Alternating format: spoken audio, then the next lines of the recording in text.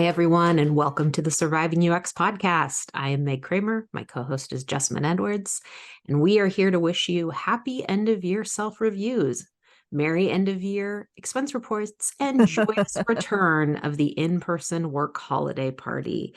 Jessamyn, are you doing any work holiday events I or? was just asking myself about this. I had heard a rumor that we were going to do one. Nothing is on the books. I don't think it's going to happen. I think that our window of having a holiday party is probably coming to a close, and so I think a lot of people are starting to go out Mhm.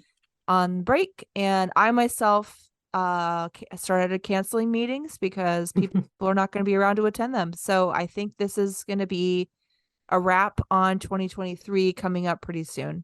Wonderful, wonderful. The Mhm. slow Yeah, fade slow fade. into the holidays, and then the coming back with, I don't know. A lot of times we come back hitting the ground running, which I hate. Hmm. But right now I'll just focus on the good stuff. So I have, I guess, a new development, which is I have re-entered my work. Wow. Uh, and it's going fine. It's all fine.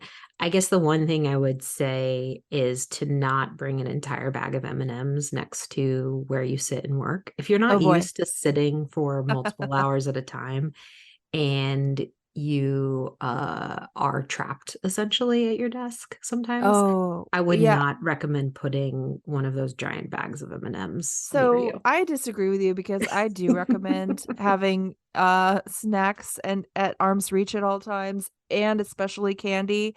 And I believe the technical term, the proper term for M&Ms is fat pills, which is my preferred term. But I just said yesterday to Chad that I cannot get through a day at the office without a Twix bar from the vending machine. I even have memorized the number on the vending machine codes for the Twix bar. It's 505, and the price, because I've shopped around and other vending machines in the Northern Virginia metropolitan area have different prices for Twix bars, and they Uh, range from 135 to 225.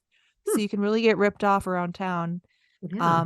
Yeah, if you're not at the right vending machine. But I'm all for a giant bag of M&Ms, peanuts, chocolate chips, Twix bars, cookies, whatever it is. Yeah. I've been known to eat a bag of barbecue chips at 9:30 in the morning at my desk. So I say, you know what? Breakfast of UX champions. Exactly, exactly. There is no wrong. You can do no wrong. So, Huh. well, it sounds like you're back at work. You're back in the swing. It's been a couple weeks now, right? 2 weeks? Mm-hmm. Okay. So, how's it going? It, I just want to say it's fine. Like, Okay. that's usually what I answer to literally anyone who's asking me anyway, because it is. And I guess the other thing I would say is like I'm giving myself a lot of space to like if I have certain feelings like stress or Hmm. like or even like excitement or whatever, I'm like all of your feelings, whatever you're feeling, that feeling is fine to feel. Like just Yeah. trying to not be judgmental about whatever feelings are coming about this. So Yeah. yeah, so I would just say things are fine, and that's what I tell most people, or that's what I tell people for the most part. Right, right, exactly. I mean, and that's the thing, is like, how much do people even really want to know who ask you how's work going? They don't really Right. care that much. I mean, unless Well, they yeah. want you have a juicy story to tell, but Right, right. And I have yeah. no juicy stories. So it's all Okay. Yeah. it all is what it is.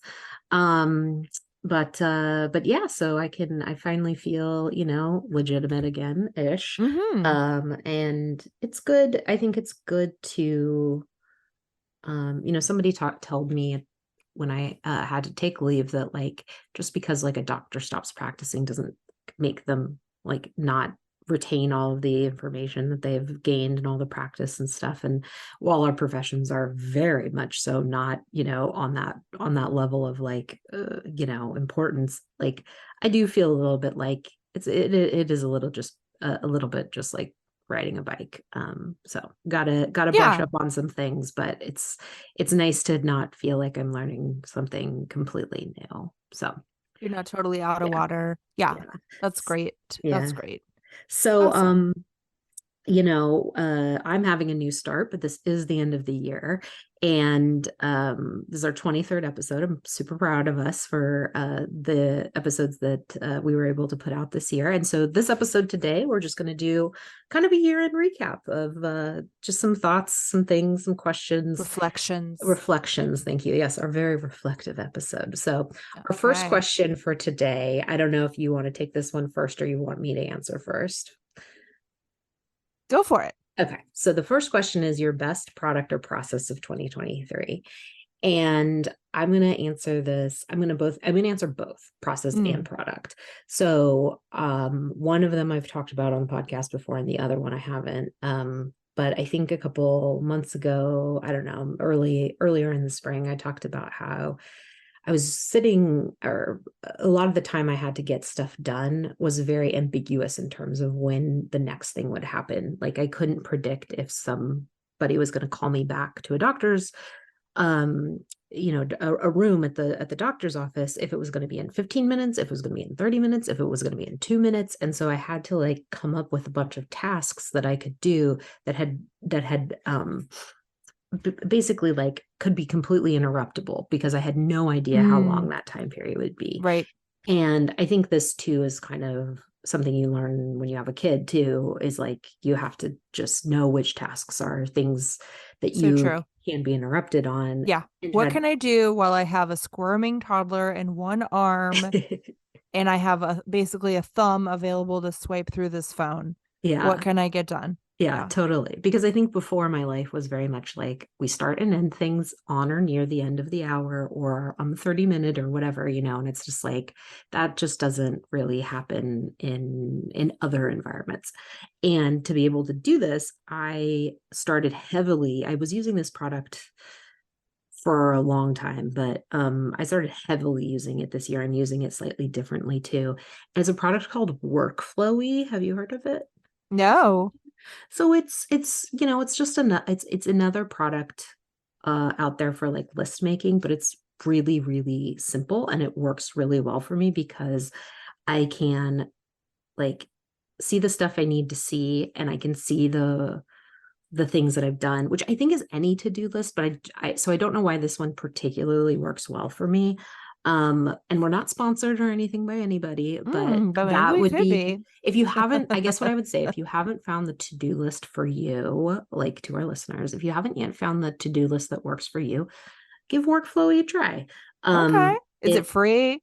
yes, I don't pay for any of the like it's like anything. You have there's like a free version and then there's like A paid. Okay. paid versions. I haven't had a need to do that yet, and hopefully we will not, they won't start charging me because then I think I would maybe not recommend it quite as much, but Yeah. it's definitely made a difference in Hmm. like how much I'm able to get done, or Really? even like maybe not how much I'm able to get done, but how much I'm able to give myself credit for getting done because we get so much done.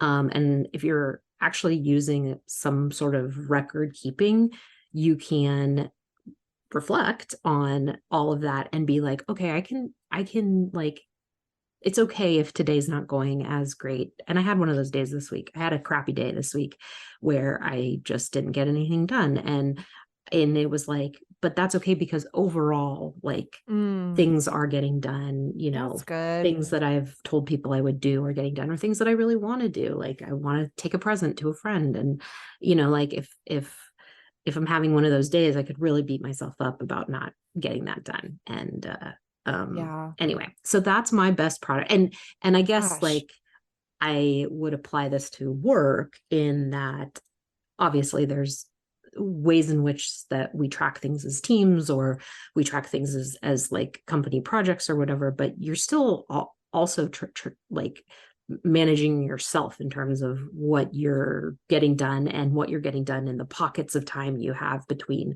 the next time you have to jump into a meeting. So Mm-hmm.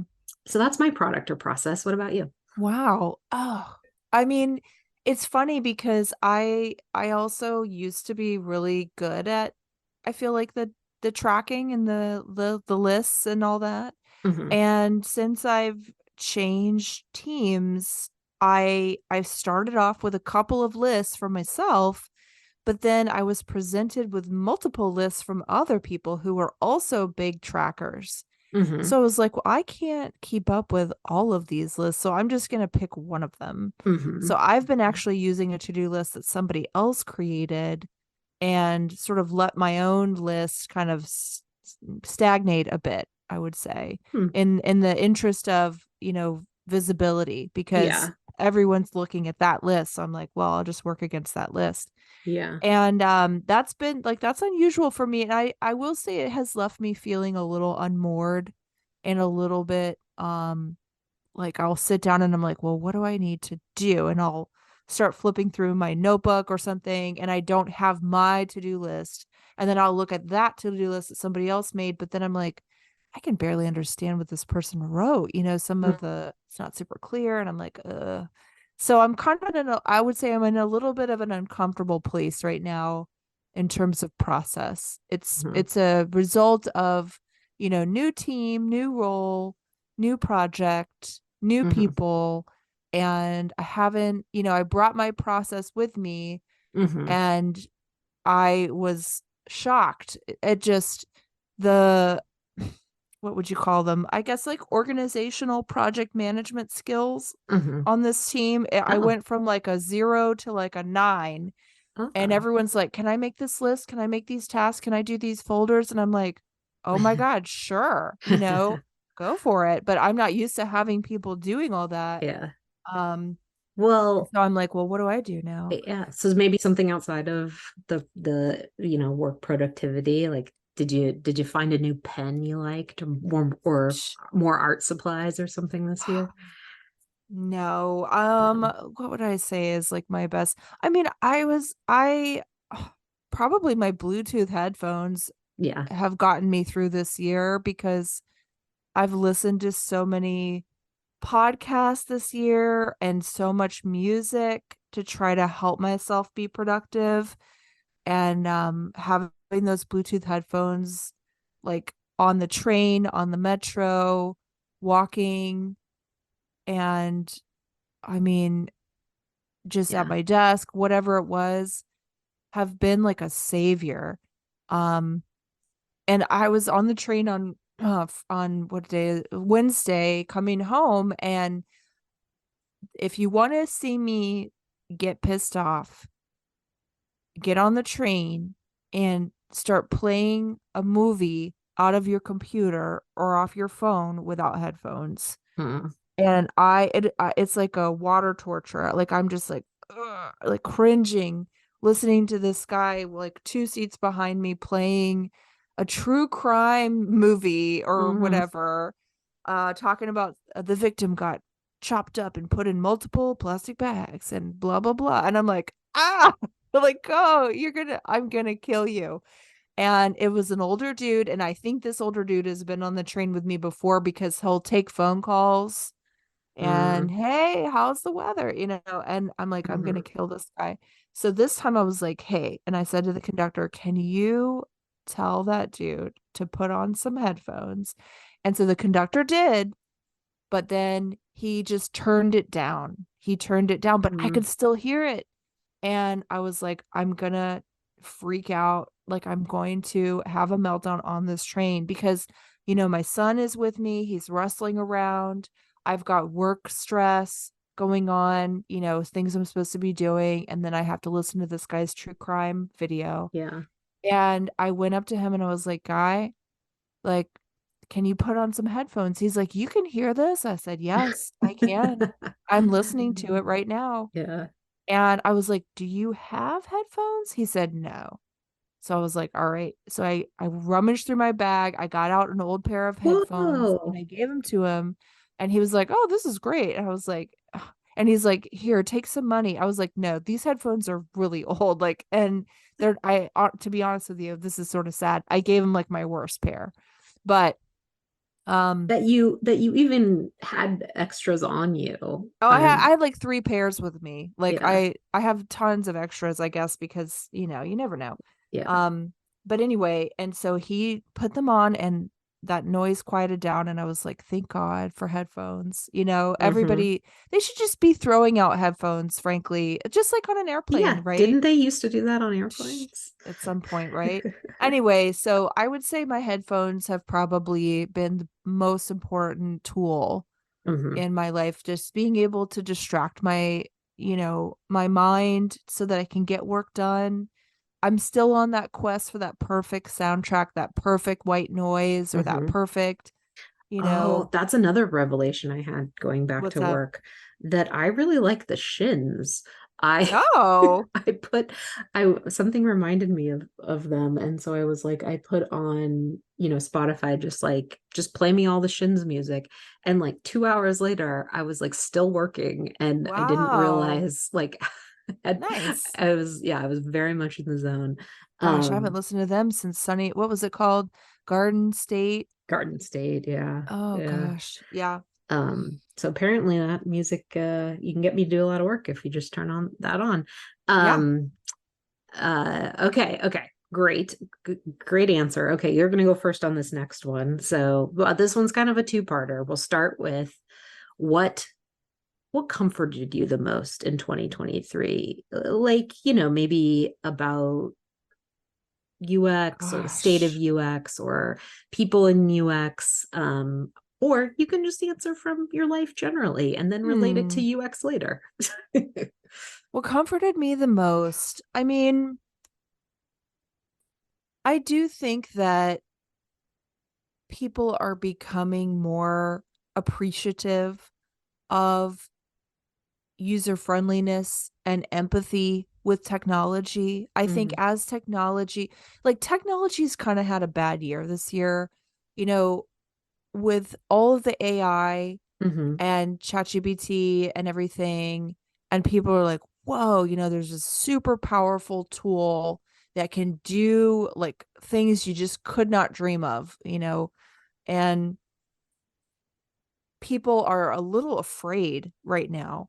And then the rise of sort of the chat bots and, any customer service you have to do and you're dealing with a bot, or instead of a person and you're struggling with the chat bot, you're struggling with the AI that's not quite Hmm. right. Um, and then, the tech layoffs, obviously all of our Yeah. cryptocurrency nightmares. I think people are looking at like the humanity Hmm. of interacting with technology and expecting technology to be more forgiving and appreciating when technology is too hard, it is too demanding, it is Hmm. too difficult. Um, I think that like I'm not hearing as much pushback on like, oh, users should be doing all these things. Users should be knowing all these answers. Oh, I Users should see. have these 25 pieces of information right, at the tip of their fingers. Uh-huh.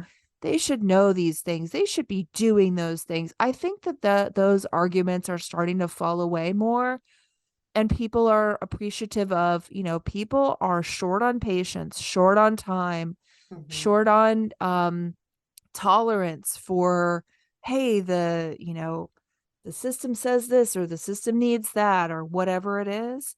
Hmm. And they're responding to if I'm in a discussion like, hey, this is going to be really hard on the user to do, enter in a bunch of information or wait a long time or read all this stuff. That's one thing I've been hearing a lot is good Lord, don't hit me with a wall of text, please, Yeah. shorten that text and make it, really make it punchy.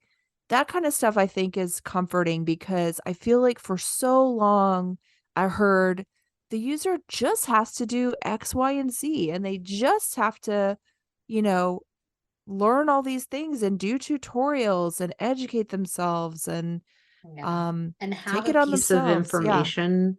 I think of one for sure is like have a piece of information in their head easily accessible, like a Yeah. password. It's like no, that information may have been very, very deep, or like like I work and have worked for a long time in experiences where people might be there maybe like once or twice or three times a year. Like they don't learn, they're not new, they're not brand new, but they don't remember the last time they were there, the thing that they did that got them to the place last time. And and so it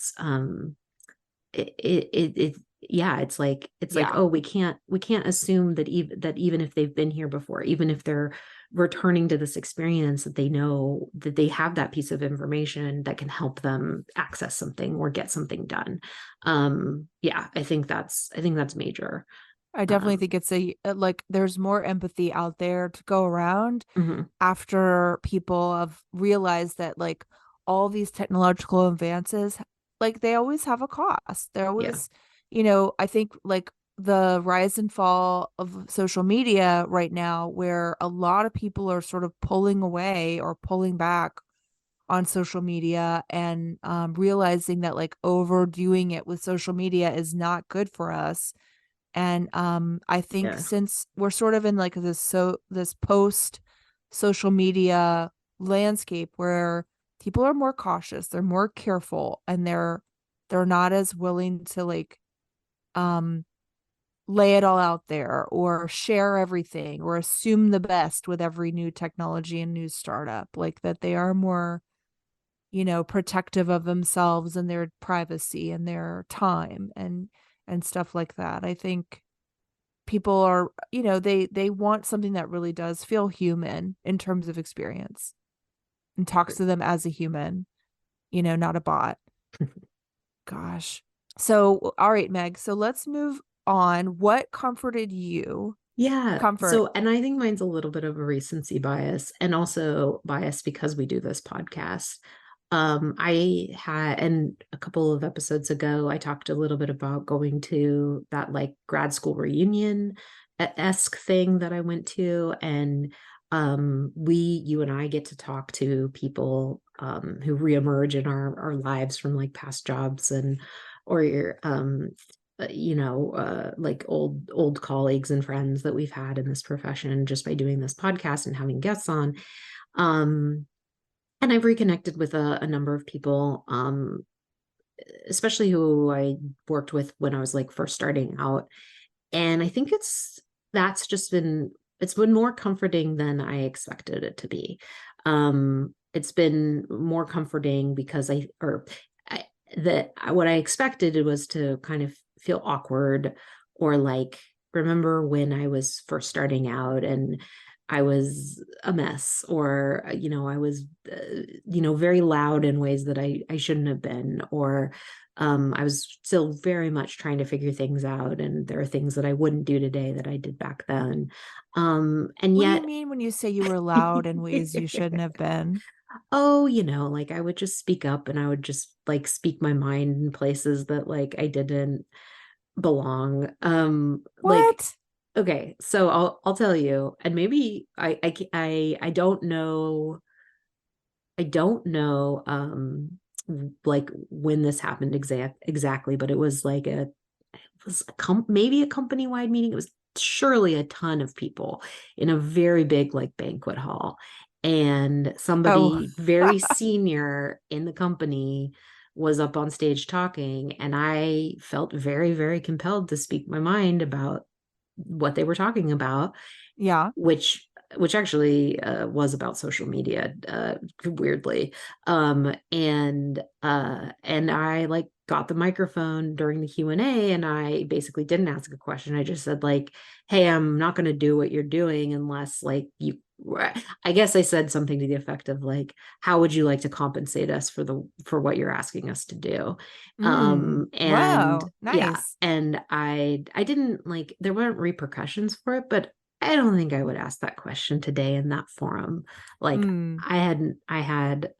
I didn't realize, I guess, how much I would have had to lose or would have lost if something mm. had happened. Um, so that's an example. Yeah. But anyway, That's true. The stakes are high, right? The yeah, stakes are high. yeah. So you have to be careful. Now I am very much more deferent. too deferential, I think is the word I'm looking for. Okay. In especially in places like leadership doesn't like to be challenged in front of other people. Let's just put it Right. that way. Sure. Nobody wants that. So well, they don't want that.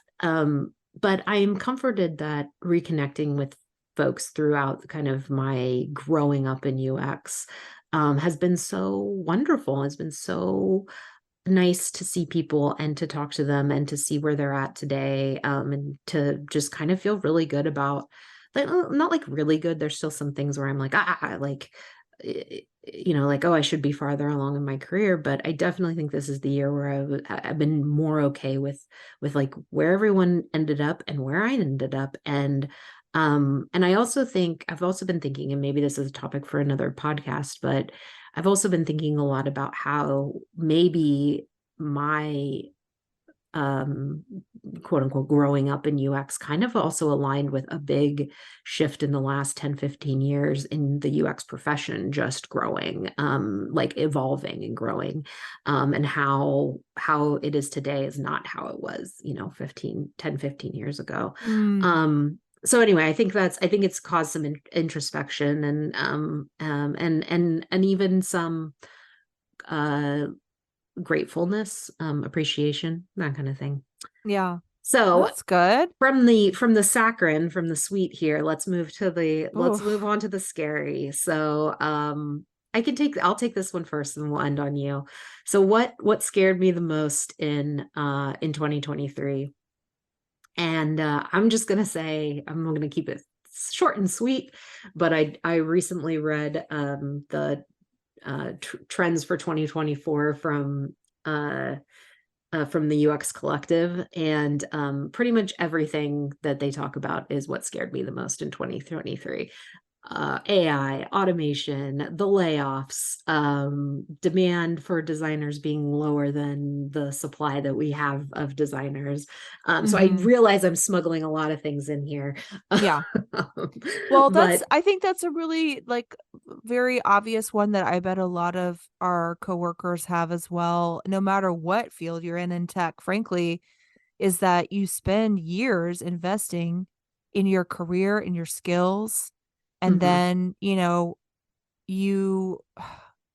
you specialize, right? You specialize in something, and it's mhm, not easy to just shift into other roles mhm. very easily, right? So, Yeah, um, it's not like you're deep in skills. And so what do you do when that skill is not as in demand as it used to be?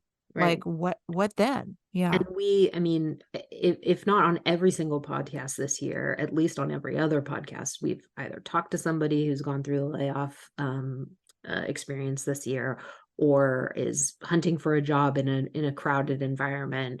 To just you and me, like feeling the effects of it, even though we both held on to our jobs through all of this so far. Yeah, so anyway, recommend the article. I think what we'll do, what we usually do when we kick off the new season is we do a future trends, so maybe we'll talk more about this article then. But I think that it's a good interesting read, and it definitely kind of called up all of the things in 2023 that that just like felt very uncomfortable for Mhm. people in this profession. I think you said it the best. It's like, what do we do if it really is kind of the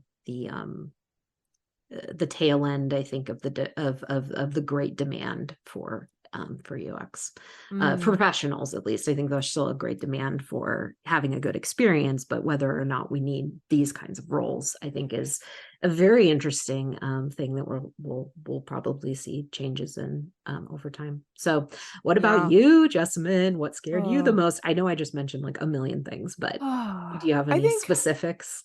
yeah, I mean, I will say this, like I just passed a certification exam and that was pretty scary. I For the whole year I've had on my to-do list, speaking of to-do lists, to take this AWS certification course, and after I left my team on AWS and changed over to another team, I was like, well, is this still relevant? Do I still want to do this?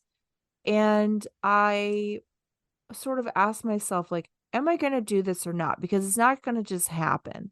I can't just lean back and this exam is going to come up to me and take itself. Like, if I want to do this, I need to do it. So I'm either going to do it or I'm going to say I'm not doing it and I'm letting it go. Yeah. So I decided I'm going to do it. And this is sad, but social media influenced me because there's a influencer lady who is always on LinkedIn talking about these exams, and they sent me a coupon code and I was like, all right, this is a sign. I'm going to do it.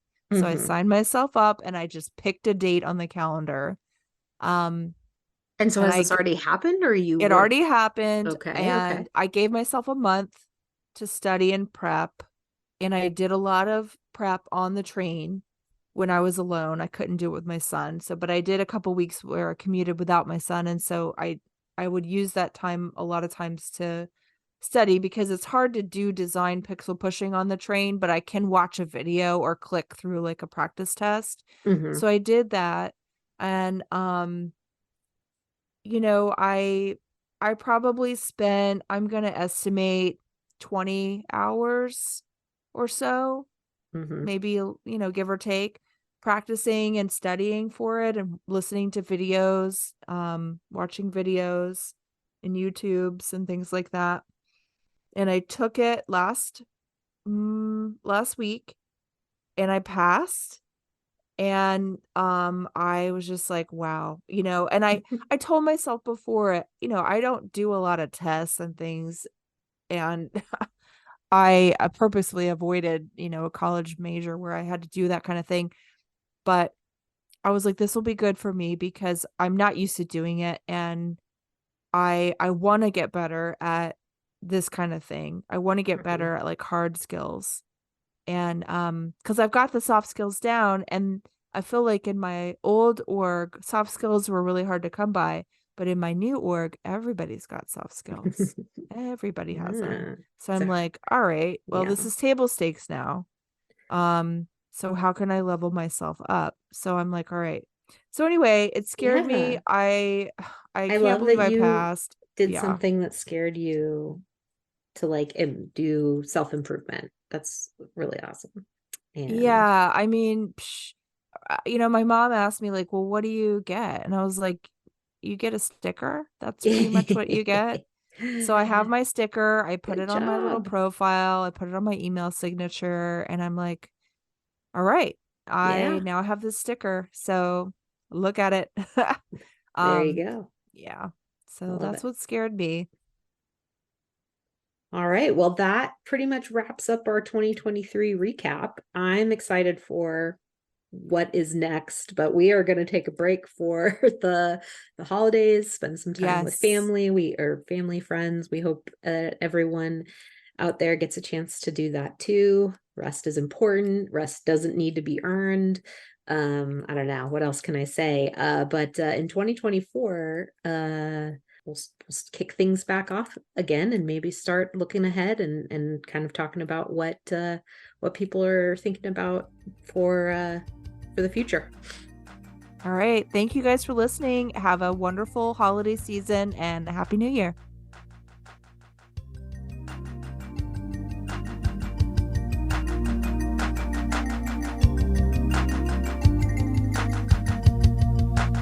Surviving UX is hosted and edited by Jessamyn Edwards and Meg Kramer. Our theme music is, among other things, the on-hold music for Cisco phones, Opus No. 1 by Tim Carlton and Derek Deal. And folks, I heard this song on hold this week. Well, we hope you're grabbing your candy of choice and settling on in for the winter. Until next time.